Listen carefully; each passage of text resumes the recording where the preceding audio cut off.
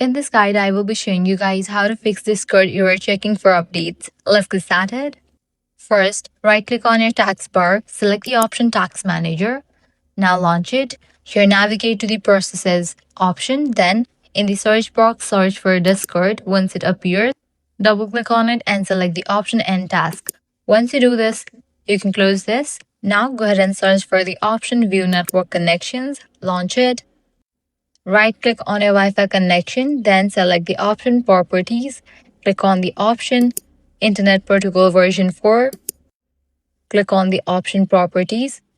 Now select Use the following DNS server addresses option and enter 8.8.8.8 and 8.8.4.4. Then press OK and close the window. Next, open the Start menu again. Search for Discord, right-click on it, select the option Open File Location. Once again, right-click on it and select the option Open File Location. Here you're gonna find the option of Update. Click on that.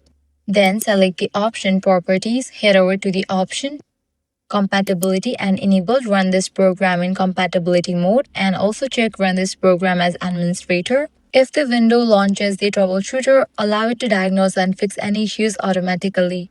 If Discord is still stuck checking for updates, go to Settings, navigate to Apps, then head over to the option Installed Apps, search for Discord. Once it appears, click on three dots for it, click on Install and confirm it. After installing, search for Run, then type in %local app data % and click OK. Here, find the folder Discord. Launch the folder, you're gonna find different option. Click on the option Roaming. Under this, you're gonna find the option of Discord.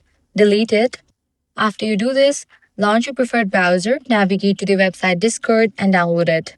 After reinstalling, Discord should open normally without the update error. And that's it. If this guide was helpful, do not forget to like, share, and subscribe.